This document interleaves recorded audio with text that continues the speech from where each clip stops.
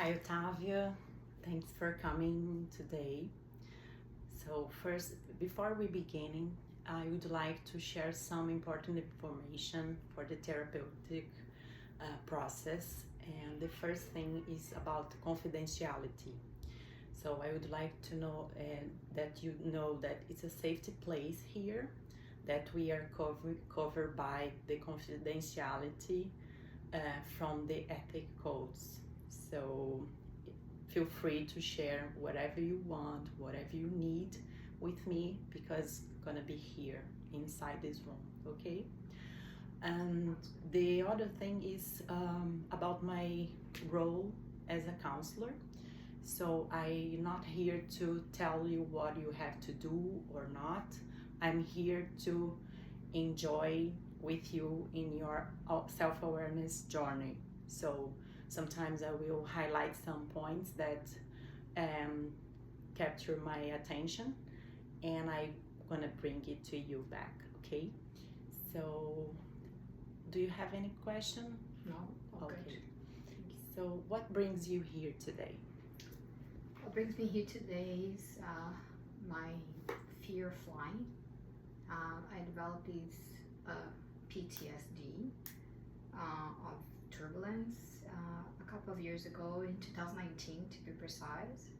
My husband, my daughter and I, we were coming back from Brazil, and the plane, when the plane was crossing the Amazon, lost altitude, so the plane dropped it 3 times.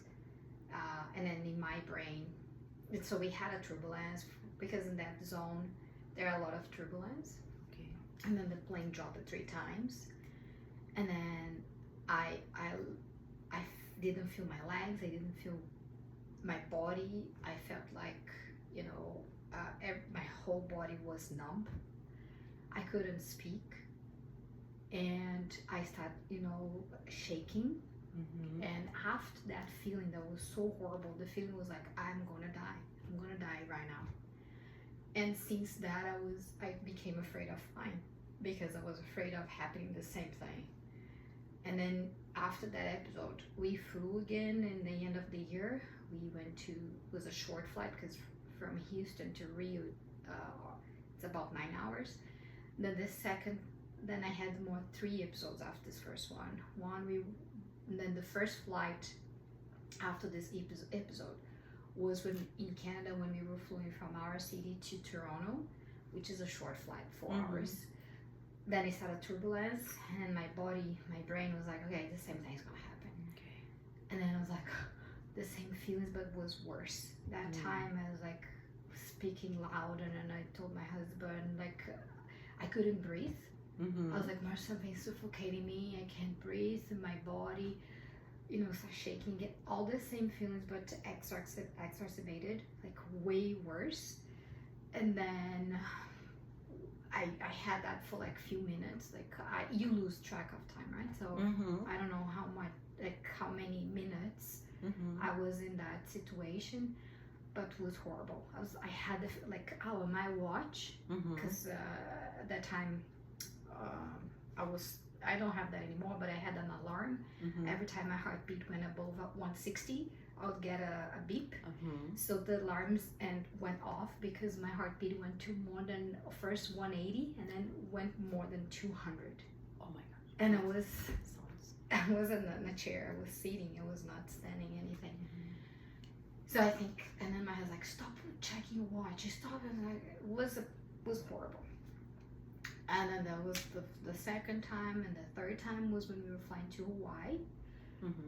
And that one I had to call the flight attendants, because I lost completely. And then I started crying, and I was like, I'm gonna die. And my heart, I could feel pulsing on my throat. It was horrible. I couldn't breathe. I was like these.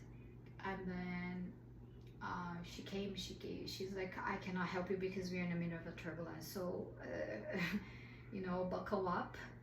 And we are close, there's nothing I can do for you. And then she left, and Mars was trying to calm me down. It was horrible. Who was with you? Mars and Manuela too. Marcel is my husband and my daughter. Oh. So the 3 of us, we were together. And I didn't want her to see that, but Mm-hmm. I don't know if she saw it or not. I don't think so because she was distracted. Mm-hmm. So I had that in my mind too. So the whole situation plus the fear of her, seeing me in that state, in that Mm-hmm. situation, having that panic attack. So when we went to Hawaii, I was so scared that I went to see a doctor there, Mm-hmm. and he prescribed me medication Mm-hmm. to fly back because I was like, I need to go home, so I'm gonna fly back. How am I gonna fly back in this situation? So then he prescribed me the medication, and I was able to fly back home. So I was like, I can't live with prescriptions. I do not accept that. I want to understand the root cause and treat. Okay. So that's why I'm here, because I believe that the treatment can Okay. help me. And More than what medication. kind of treatment do you are talking about? Like the third, like the counseling. The counseling. The Okay. counseling, because I believe that the counseling can help me with the root cause. Because I Mm-hmm. believe that the medication is just treating the symptoms, Okay. but not treating the disease. Yeah. So that's the reason why I decided, to Okay. look for help. So let me try to follow you in some points. These situations happening only when we are in the flight, right? Flying, and always with your family together, or when you are alone happens too. Can you Alone too. alone too? Okay. But I'll be honest with you, alone is I can't I have the feeling that I can control a little bit more, but it happens too. Okay. With the family, without the family. Yes. As soon as the turbulence starts, it's a trigger. Okay. And then I start having this Okay. reaction. So you are telling me that intensity is lower when you're Alone. alone, But it's still but it's still there. It still happens. Yeah. Okay, still happen.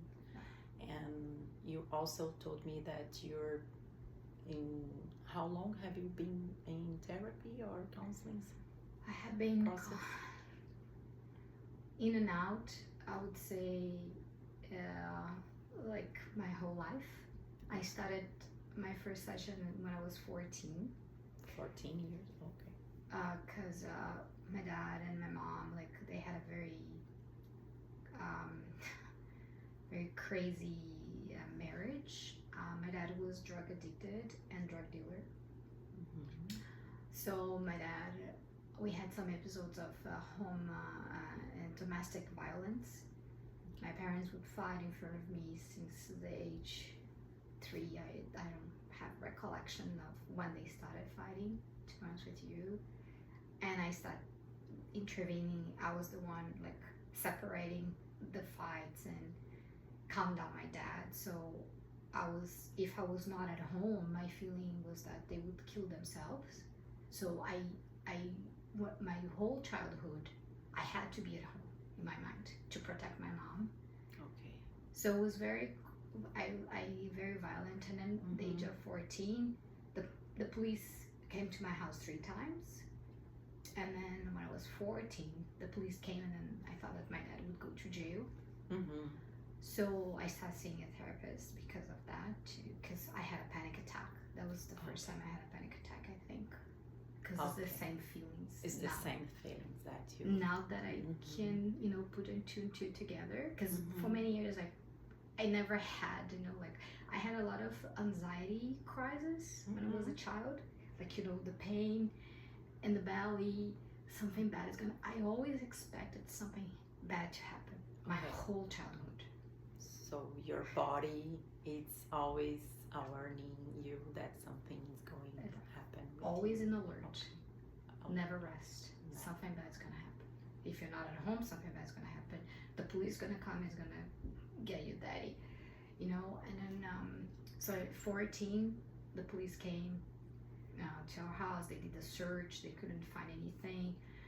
But in my mind, it's like, okay, that's the end. My dad is gonna go to jail. My whole life is jeopardized. Now I won't have education. Blah blah blah blah. So then when they left, they spent hours in my house doing search, threatening us. Because police in Brazil, they're very corrupted too, right? So at the end, they left the house. And then my dad came to check on me, and then I told him like, I need help, because this is horrible. Like, I don't know what's going on with my body, with my mind. Like, I need help. So I was 14. And then I started seeing the psychologist. He helped me a lot, like separating myself from my family. He's like, you're not your dad, you're not your mom, because my fear is that I'm going to have the same life they have, and I don't want that. I don't want to be like my dad. I don't want to be like my mom. And that's why my whole life I worked hard, I studied hard, because, I wanted to separate myself from them. Although it was crazy, because I had to separate myself from them, but I had to be there for them. So it was very hard for me to manage that. Okay, when you say it was hard for me to be there, to be for them and for yourself, searching for your own space and your health, how do you manage this feeling to be inside and outside at the same time in a family system? How do you feel? Very hard, very conflicted. And I think I learned a strategy. I don't know, I came up, our brain is survival mode, I believe, right? Like, we as humans. So I think my survival strategy was to spend less time possible at home. Okay. But in a way, always being there to check their needs and, check my dad if he was okay. Like, without saying anything. I never said a word to them. Like, I never asked them, are you okay? No, I was there, and then I would observe the room, their moods, and then I was like, okay, they're okay. If my mom didn't have any bruise, okay, no fights, they're not fighting, if they were not arguing all the time, so okay, that's peace. But I was not at home. I had 2 jobs. I only went home to sleep. And like, I was trying to separate myself from them so I could have a life. You found your way to survive that situation, to be a little bit far from them, even though you are giving them attention, that they are okay.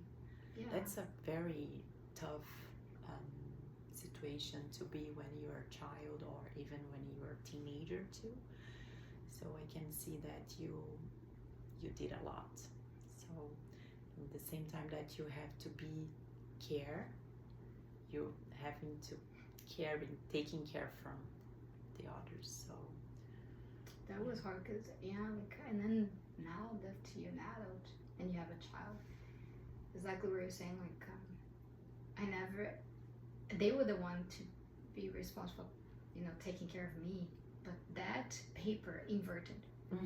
Those roles, yes, completely inverted. So I got the role of taking care of them, and nobody took care of me. So I learned how to cook very early age. I was 9. So all those things, like, I walk at home after school, because they used to forget me at school every day, every single day. Every day you were forgot at school. Okay. One day they came to pick me up at midnight. What time? Midnight at school. And I used to, the how do you call it, the dismissal time was 5:30. They went to pick me up at midnight. So then when I turned 9, I told them, I put them both in, and I put them in front of me and said, you know what, I want the keys, because I can't be at home, scared, hungry, waiting for you guys. So they gave me the keys. I started walking myself home. So I had to be independent very early. And then I started relying more. That's why I'm so close to my friends, because they are my family. My parents couldn't be my friends. So all those affections, this bonding, and how do we say in Portuguese? The bonding. Yeah. I found with my friends. Okay. Because at home, I couldn't have that. They were not my safety net. Yes. My friends were. Yeah. So in that time, Did you have your friend Nat around you to help, or Yeah. who was your My best friend, so support? she's my best friend until now. So I started creating my own safe net when I was 9. So my mom's sisters, some of my cousins, but they were very young. So one cousin, yeah, he's still close. And my best friends from childhood, and they're still my friends these days. Now, not anymore because I have my own family, right? Mm-hmm. But they helped me during that process, right? Like, they were myself. Like, if I had a problem, I wouldn't go to my parents. I would have that conversation with myself Mm-hmm. and find a solution. I had to figure it out. I couldn't, count Mm-hmm. on them for anything, for Mhm. money, for nothing. They were not reliable. Not Yeah, reliable people. I can see. But how was your process to go out from this not safety place, your house, and to find your path as an adult? How was the research that you find in you or even in your environment that could help you in that time? Do you remember what kind of research that you have inside in you? Good question. I think first was like the fear. Fear? Like, I don't want to be like them. I cannot be like them. Mm-hmm. So I think that was like the main, the number one thing in my mind. Mm-hmm. And then the number two was like, I'm a very persistent person. Okay. Like, even if I don't know, if I have a bad day or if something bad happens, I was like, okay, I will recover fast. My resilience. Okay. I built resilience with my Mhm. parents. So Mm-hmm. I think resilience, and the third thing is my not commitment, but like many of my friends, they say that this is one of my main characteristic of my personality, which I forgot the word right now, but it's gonna come. I'm very disciplined person. Mm-hmm. My discipline is like, if I have to wake up at 5:30, I can sleep anytime. I will wake up. I'm very committed because I'm disciplined, like food wise, exercise, everything. Okay. So I think these three things helped me Okay. to Sorry. in the process. What I'm hearing from you is that the research was I build a structure to feel safe. I have a capacity to adapt fast situations. And the third that you told me, can you remember? Discipline. Discipline, structure, Yeah. the capacity of Resilience. resilient to adapt to the situations and figure out how can you find a place to escape. Like, I don't know if it is. That's what True. I'm Yeah, hearing that's from true. you, but I don't know if it is No, what it you're is. telling Yeah. me. I think you got it. You spot on. So structure is still is important thing for you today. I need to have a structure. Like, because as a child I never had a, how do you call it, a schedule, like I created my own. Mm-hmm. I remember like being a child, I had my agenda, because they used to take me out, like, to bars in the middle of the week, and I had school next day. So I didn't have a routine, Okay. right? So I created a routine in my mind as a strategy to survive, that crazy. Okay. So that's why I think the turbulence is so scary for me, because it puts me back to that mess I was with them. Yeah. But I have to remind my brain that I'm not that little girl that doesn't have a routine, doesn't have a schedule. It's okay. It's just it's gonna pass. Like everything else in my life, it's gonna come, it's gonna pass. So now when I'm in a turbulence, I have to, tell myself over and over, Octavia, this is a normal process. So it's like a mantra. And breathe. Yes. So I'm creating another strategy to survive that, Mm-hmm. instead of just taking drugs. Mm-hmm. Okay. because I think the turbulence, triggers that chaos. Yeah, probably. And then it's my brain panics with the chaos, right? Like it's something that I cannot control. Control. Yeah. And I need control. You need control? I think the strategy, my brain's like, you need, because when I was a child, like I had to create I had to take control of my life, right? Okay. Yes. So I became control freak. Because like if I don't have control, I'll be like them. Okay. That's, I think, is the bottom of my mind. It's a big awareness about this. And we are talking about the flights and how you feel in the flights, but there is anyone else that you can see that you don't have control, and how you deal with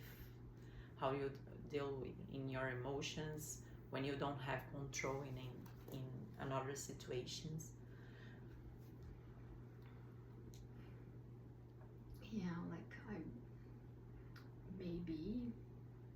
Like I am projecting too, like in my family. Now that I have a family, I don't know if I'm projecting that not having control of how we live, our life as a family. It's gonna put me back to conflicted family that I came from. I don't know if that's another thing that my brain is projecting. Like now that you have a family, if you don't control yourself, like if you don't manage the way you behave, like if you're not a good mother, if you're not you're gonna lose everything, and then you're gonna be like your parents. Okay. Maybe that's a projection too, that my association, that my brain, I don't know, maybe it can be a possibility. But there is another thing. I had 3 big traumas. Like I had many, but another one that might be associated with the flight is my dad was murdered at the age of 58. I was 22. So I always expected that he would be murdered, or that he would, be in jail. So the future for my dad in my mind was always a tragedy, because the life he was living. I always asked my parents to not, they wanted to share everything with me, and I was like, don't share anything with me, because I want to protect myself. Because if something happens, I know nothing, and I want to be like that. I want to be neutral. So one day, he used to travel a lot. He used to do bring drugs from Paraguay, Colombia to Brazil. That was his job at the end of his life. And the cartel guy, the big boss, thought that he was in jail, and my daddy used to visit him, to get instructions and to bring him everything, food. And anyway, the guy thought my dad was betraying him, and he asked, the cartel took my dad, so he was murdered. So he left the house, and he knew it. So the day before, we had a huge fight, my dad and I, because I wanted him to, I was tired of living their life, and I was like, now I'm 22, I have 2 jobs, I'm gonna graduate next year. So in my mind, I was like, oh, it's my freedom, something like that. I want us to stop these. I want you to have a life, I want to buy an apartment. And I was like, we have no money. I'm like, no, I have money. And we had a big fight. I think I never had a fight with my dad. My dad was like, although we had all this problem, he was the only person that I love it so much. He was all of my life. And we had this big fight. And then I had to leave to work. And he's like, are you gonna leave and not kiss me? I was like, Dad, I'm too mad at you. I want to kiss you now. And then I left, and I never saw him again. And then the next day, he left the house. He never came back. And then his body was missed for 3 days. And the day we found, the cartel called our house, and I answered the phone. And then they were like, Oh, you found what you're looking for. I hope you're happy now. So they killed my dad and they called me to trap me. And my mind was like, what the hell? And the day that we had his funeral, that was in the morning. And my mom's family, they helped us, my mom and I, because my mom was useless. My mom was in shock. She didn't talk. She didn't do anything. I had to shower my mom. I had to feed her. She was like this. She was paralyzed. Then that day, we buried his body in the morning. In the afternoon, my mom's uncle was driving us to his house. We stopped in traffic light, and then two people came, and then they hijacked our car. They put the gun on my mom's head and the gun on my uncle's head. And I was in the back of the car with my auntie and my two cousins, and they started screaming, leaving the car. And then I was trying to open the door because and I was begging them, don't kill my mom. I'll be orphaned the same day I buried him, and guys are gonna kill him. And that was like, I don't know, seconds. And they were asking us to leave the car. I couldn't open the door, and we were always screaming inside the car. And then they're like, it's too many people to leave the car. Let's go and try the car behind. Then when they took the guns out of my mom and my uncle's head, the guy behind us started shooting them. Because the guy behind us was from the Marine. The guy had a gun and he said, so he killed one. And the other one was injured. But then we left. So I don't know if this whole plane thing is also linked to that situation, because I was seated. I was sitting. I couldn't open the door. Was the chaos. I had zero control of the situation, and in front of me was my mom. I remember putting my hands, because she was paralyzed like for 3 days, right? And that day was even worse because she didn't have any reaction. And then when we got home, it was even worse, because I think the shock was even worse. So it took her like months to leave that shock, state, situation. And then I had to take care of everything for 3 months. It was horrible. You have to take care of everything. I had to find a place to live. So in that 3 months, I had to buy an apartment. I had to clean the apartment we were living because we had nothing. I had to donate everything. Claudine, I had to do everything. Clean the apartment to return to the owner. Clean the new home. Do the move. And we didn't have money because it was only my job. My mom didn't have a job. It was tough, and I couldn't stop. I'm sorry that you have to pass through this. It's a lot. I don't know how I survived if I look back. Yeah, but that's the thing. You survive. I think we are here to try to understand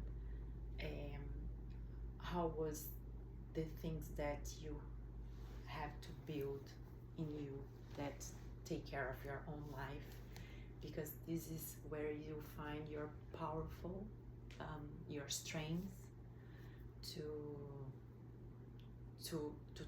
take care of your family right now, but also what happened with the weakness that you have inside of you too, that is still there, I think. I don't know if you can tell me. And who is going to take care of this weakness today?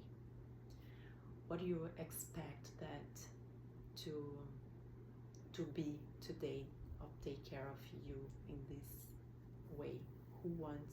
or in which way do you think it's possible to take care of your weakness today that we can look for? Yeah, like I've been being a survival, as you said, like built, you develop strength, but also weakness. But I one thing that my mechanism, the mechanism for me to cope with the situation was like, okay, how can first understand the situation, because I could not understand why I was afraid of flying. Like, you know, my mind was such a stupid thing. Like, and I'm very critical I'm more critical with myself. I'm critical with others, with myself 3 times more. So I was always, you know, like punishing me, like ridicularizing myself, like, how can I be afraid of a stupid thing, you know, like. And then I was like, okay, criticizing myself is not gonna solve the problem. What I'm gonna do to solve this, because I need to solve this, I do not accept taking a medication in my mind. Claudine is like being equivalent to my daddy, taking drugs to alleviate his pain. I see. That's tough. So for me, taking medication is like, okay, I lost it. Okay. So for me, it's a weakness, like badly, like for me, like taking medication for me is like, I'm a drug addicted. That's, you know, my brain. Big criticism, like, you know, like that's what my brain thinks when I think about taking medication. That's the way I feel. I'm like my daddy. I'm, you know, numbing my pain. And how do you deal with your vulnerability and your weakness? How do you deal with this? Now, like at the therapy, that's the first thing I did. Like, I need a place that I can hear myself. I need to understand what are my weakness, because I know my strength, but I don't know my weakness. Yeah. And then I remember that one of the sessions I told my psychologist, I'm like, one thing that I understand is every superhero has a weakness. So the flight is my kryptonite. That's the way I feel it. It's and then like understand. So the first step was I read many books. I have done like EMRD, DBRs, you name it. And I was like, so one thing that I was like the control freak. I'm a control freak, so like that's my weakness. I want to control everything. At the same time, was the mechanism that helped me to get here. But it's not the stride that's gonna it's gonna help me to move forward. I have to get rid of it. I don't control anything. I'm not God. Yeah. I can't control. So the control is the main thing that has to stop. Okay. Do you think, why did you laugh? Because it's like, it's insane to think that you have control of like life. There is no way you can control anything. Yeah, we have few things that we can control in our life, right? But okay, so, and then what I'm doing to, you know, to not get rid, because I don't think I'll be able to get rid of it. So embedded in my personality, the